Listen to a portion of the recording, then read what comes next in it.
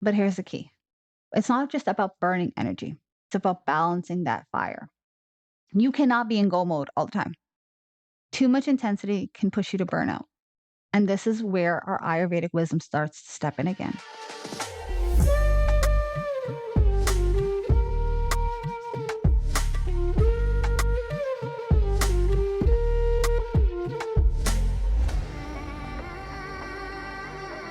Hey everyone, welcome back to A Talk with G, the podcast where we explore ancient wisdom, modern wellness, and everything in between.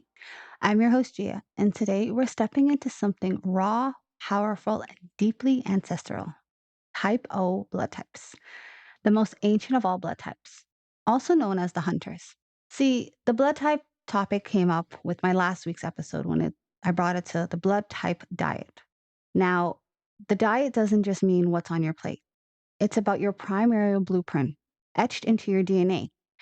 If you've ever felt like your body craves movement, thrives on structure, or runs best on animal protein diet, the intensity, this episode might be helpful for you to be seen in a whole new way.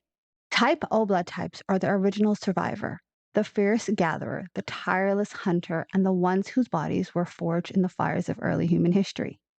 We're talking high performance digestion, strong immune function, and a natural drive that pushes forward fast and focused. But with that power also comes the potential of imbalancement, like inflammation, anxiety, burnout, when the body isn't in alignment. So today, I'd like to explore what fuels this blood type best, where the challenges lie, and how to support this strong internal engine, physically, emotionally, and energetically. Because remember, this isn't about a strict diet or rigid rules. It's about honoring your design, listening to your inner hunter, and learning how to care for your body in a way that feels both instinctively and intelligently. So, whether you're a type O yourself or you know someone who is, this episode is your guide to a deeper, nourishing, grounded energies with sustainable strength. Now, let's begin with the origin story. Because type O has one of the most richest, most primary lineages of them all. Type O is considered the oldest blood type in human evolution. Anthropologists trace it back to our earliest ancestors, the hunters, the gatherers, the warriors, who survived through physical strength, fierce instinct, and deep connection to the natural world. If you're a type O, you carry that legacy in your very DNA. Your blueprint is wired for movement, meat, and mission. This blood type is often associated with strong digestion, high stomach acid, and a metabolism that thrives on animal protein and various activities. Your body is built to process dense, high impact nutrition. Think lean meats, hearty greens, and earthy root veggies. But with that strength comes some modern day mismatches. Type O bodies aren't necessarily made for today's sediment, screen filled lifestyle, or carb heavy diets. You might feel sluggish or inflamed when you stray too far from your primary roots. Gluten and dairy are often problematic. Highly processed food, totally energy draining. Your system is best served on foods close to nature and movement that keeps your fire lit, emotionally and energetically. Type O tend to be intense, passionate, driven, and sometimes prone to burnout if you do not release stress in the healthy ways. You're the type that needs a physical outlet, something to burn off steam, literally. So, if you've ever felt like you do better when you're on the move, eating protein, staying focused on goals, guess what? That's your ancestral wisdom speaking. The hunter in you is alive and well. But even hunters need to learn when to rest, breathe, and restore. So, as we go through this episode, think of it as a guide to honoring your roots while adapting to this modern day life. Now, before we dive into anything else, I'd like to explore the challenges type O's usually have. Let's talk about what these imbalancements can do with your system because everyone has their weak spots, but some of us don't realize how closely linked it is to us. Despite being genetically wired for resilience, type O bodies are sensitive in ways that are easy to miss, especially in today's life. Here's what often shows up. Type O folks typically have a strong stomach acid, which helps them break down animal proteins efficiently. But when you start consuming food that your body isn't built for, like gluten heavy grains, dairy, or too many ligaments, the gut can get sluggish, and that brings about digestive distress. This can also show up as bloating after meals, constipation, inconsistent digestion, acid reflux, or feeling heavy post carbs. Sometimes it's not even about what you eat, but when. You see, type O's tend to do best when they eat earlier in the day and avoid heavy meals at night. Here's a big one. Type O individuals are more prone to low thyroid function or sluggish metabolism. This is partly because the lower levels of certain thyroid supportive enzymes and iodine. The result? Fatigue that hits like a brick wall, trouble losing weight despite healthy habits, feeling cold, slow, or mentally foggy. This is why iodine-rich foods like seaweed, seafood, Himalayan salt can be so supportive for the type O. Next, type O personalities often lean toward being go-getters, high performers, perfectionists. But that drive comes with a cost. Adrenaline burnout. When they are under stress, their bodies produce more cortisol, the stress hormone. And if it isn't released through movement or grounding practice, it builds up, leading to anxiety, sleep issues, and irritability. Sound familiar? I've seen this pattern over and over. Any type O person that skips their workout for a few days, eats whatever's easy, and suddenly they're moody, restless, and can't sleep. Their nervous system needs release. They need that movement as medicine. And finally, type O's can carry anger and frustration in your entire body when things feel out of control. They don't always explode, but when they do, it's like fire. If they don't have an outlet, whether it's working out, journaling, grounding, the emotional energy can bottle up in the gut and manifest as an inflammation or tension. So, yes, type O's are powerful, but without rhythm, routine, and the right fuel, that fire can burn a little too hot. The good news is these challenges aren't fixed or permanent. They are simply signals, reminders that your body is speaking to you loud and clear. Okay, so let's zoom out for a second and bring in my very favorite lens of Ayurveda. You see, Ayurveda does not classify people by blood type. It works with the doshas, which are the energies I've mentioned previously, Vata, Pitta, and Kapha. These energies describe our body structure, personality, digestion, and tendency towards imbalancement. But when we take a closer look at the O type traits, you can start seeing some powerful overlaps. In many cases, type O's reflect a Pitta and Kapha constitution, or even a Vata and Kapha when stress kicks in. Let me break that down. Here's a quick refresher. Kapha is the earth water energy, strong, grounded, durable. It shows up in the sturdy bones and muscular build of type O folks. Pitta, made of fire and water, rules digestion and intensity, the classic strong stomach acid and fiery determination. Totally Pitta. But here's the twist. When a type O pushes themselves too hard, Vata creeps in. That's the air and ether dosha. It brings burnout, insomnia, anxiety, and scattered thoughts. That's why so many type O's feel like they're either on fire or totally wiped out. Ayurveda reminds us that the key isn't just knowing your nature, it's knowing how to stay balanced. So, yes, if you're a type O, a high protein diet might serve your body's roots. But if you lean too hard into that without adjusting for your dosha or the season, it can cause imbalancement. Let's make that practical with a few Ayurvedic inspired tips. Balance for the pitta, the fire within. Add bitter greens like arugula and kale to cool excess heat. Use common herbs like coriander and mint in your meals. Be cautious with too much red meat in the summer during the times of stress or if you're feeling snappy or overheated. Support your kapha, your earth within. Avoid heavy meals at night. Spice things up with warming herbs like ginger and black pepper. Keep moving. Kapha can get stagnant when you're too sedentary. And then watch for your vata, your wind within.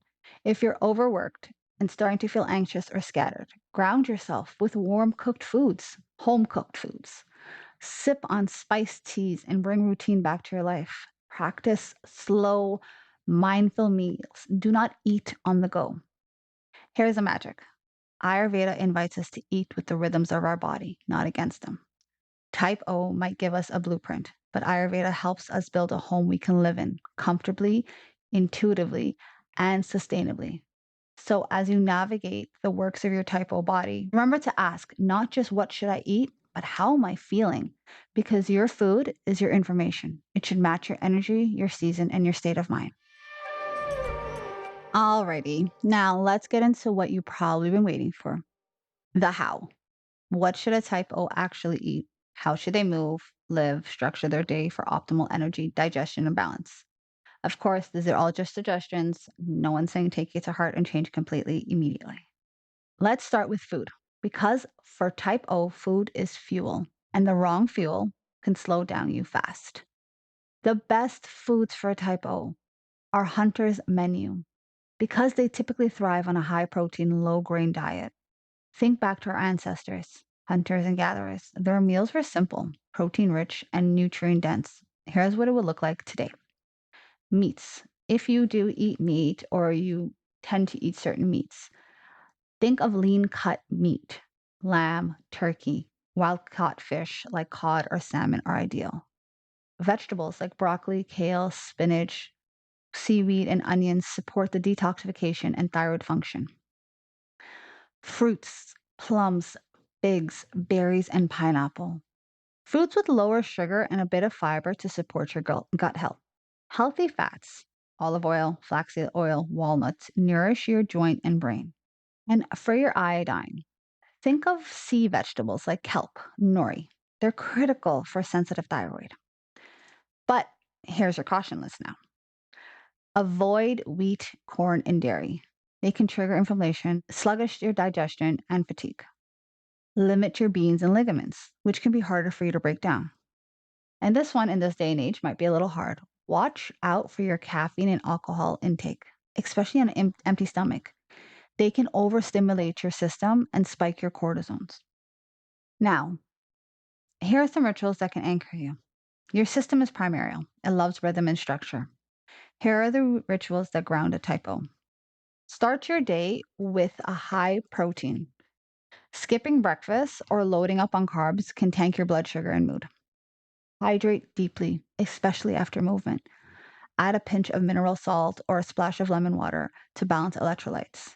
And eat mindfully. You're naturally fast moving. Slow down, chew thoroughly, and allow your digestion to activate. And here's my favorite Ayurvedic tip: ginger tea after a meal. It boosts your digestion, reduces inflammation, and bonus, it's great for soothing those type O stress spikes. Movement. If you're a type O, movement isn't optional. It's non negotiable. Your body craves motion to release cortisol and clear stagnant energy. The more stressed you are, the more important it is to sweat it out. Think high intensity HITT, strength, training, martial arts, hiking, even a brisk run. Make it regular. And I know everyone's busy and no one has time, and depending where you live, try. Try at least 4 to 5 times a week. 4 to 5 times a week. It's ideal. But with balance also includes stillness. After all that fire, your nervous system needs a moment of quiet. Try 10 minutes of breath work before bed, grounding yoga like forward folds and hip openers, walking barefoot on the grass to connect to the earth to your roots. Lifestyle anchors for type O. Constant sleep. You recharge best when your sleep wake cycle is steady. Aim for the lights out by 10:30 p.m. Most people are like, why? Just trust me on this. It might do you some good. Plan meals and workouts ahead. Structure soothes your primary mind. And my favorite one: practice saying no. Overcommitting pulls your energy into too many directions. You heal best when when you're focused and clear. So much of being a healthy type O is about creating alignment, eating for fuel, moving with intention, and living in a rhythm that supports your inner warrior, not that works against you. Now, let's talk movement and stress. Two of the most important pillars in this blood type's lifestyle. If you're a type O, your system is built for action. You move with purpose through wild landscapes. The primary lineage is still alive in your nervous system. And what does that mean for you today? It means you need to move to feel balance. So let's start with stress. Type O individuals are more prone to producing higher levels of cortisol, your body's primarily stress hormone. And what does that look like? You feel wired, but tired. You get agitated easily, but hold on to frustration. You might have trouble sleeping, even when you're exhausted. Your digestion gets sluggish during stress or completely shuts down. Your body remembers the hunt. And when modern life triggers that ancient stress signal, your body starts to think it's preparing for flight or flee. So, what helps? Movement. For you, movement is medicine. It's how you regulate your cortisol. It's clearing your anxiety. It's recharging your system. And here is the best movement style for a type O. HITT or circuit training, short burst of high intensity followed by rest mirrors for your ancestral rhythms. Strength training or resistant workouts, building and maintaining muscle mass is crucial for a type O metabolic health. Trail running or hiking, this connects your primary self to nature. Bonus points if you're barefoot in a safe area. And martial arts, boxing, or dynamic dancing. This activates your inner warrior and allow emotional release through movement. But here's the key. It's not just about burning energy. It's about balancing that fire. You cannot be in go mode all the time. Too much intensity can push you to burnout. And this is where our Ayurvedic wisdom starts to step in again. Reminds us to balance heat with cool, with motion with stillness. After all that output, your body is going to crave grounding.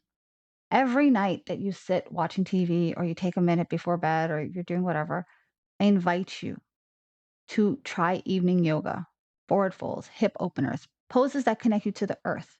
Try Nandi Shodha, the nostril breathing, the alternate sides, calms your nerves and system and rests your focus. Leg up on the wall pose, restore circulation to the mind. And journaling, or even evening gratitude practices. Let your thoughts land instead of swirling.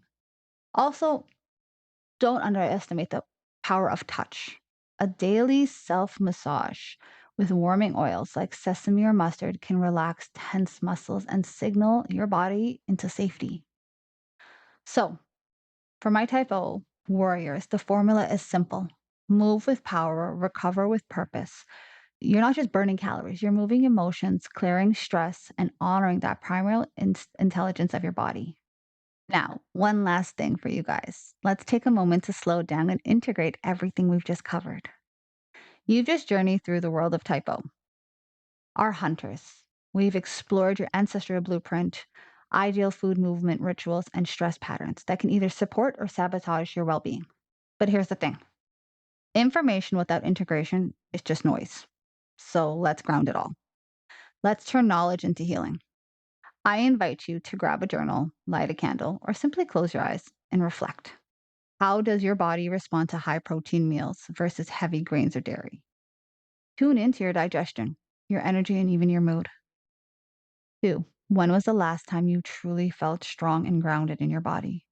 What movement or ritual brought you there? 3. How does stress show up in my system? Do I get tense, irritable, tired, wired? Be honest. It's between you and your book. 4. What practices actually help me release stress, not just numb it? Is it a workout? Is it screaming in my car? A long hike? Let your primary self answer. 5. Where in my life am I overcommitting or burning out my fire? What can I say no to? 6. What is one new ritual I'm willing to try starting today to align with my type O rhythm? Keep it simple. Maybe it's a protein for breakfast or morning stretch or going to bed before midnight. You do not need to overhaul your whole life overnight. You just need to listen, stay curious, to reconnect with the part of you that already knows what you need. Typo isn't a label, it's a doorway, a one of many. And your healing, that's always going to come from inside out. All right, beautiful souls, that wraps up today's journey into the world of our hunters, the typos. If this episode sparked something in you, if you started to connect the dots between your blood type, your body, your energy, your cravings, don't stop here. Sometimes the most powerful thing you could do is ask for guidance. If you're ready to go deeper, to personalize your healing path and explore how blood type, Ayurveda, and emotional wellness weave together, I'd love to support you. You can book a session with me for personalized insight, clarity, aligned action, whether it's decoding your type, navigating stress, or building rituals that actually stick. This is your space to be seen and supported. You'll find the link to book in the show notes. If you loved the episode, take a moment, screenshot it, tag me at A Talk with G on Instagram, TikTok, Facebook, and share your reflections. I absolutely love hearing from you guys. Until then, stay grounded, stay curious, and trust the ancient wisdom that lives in your body.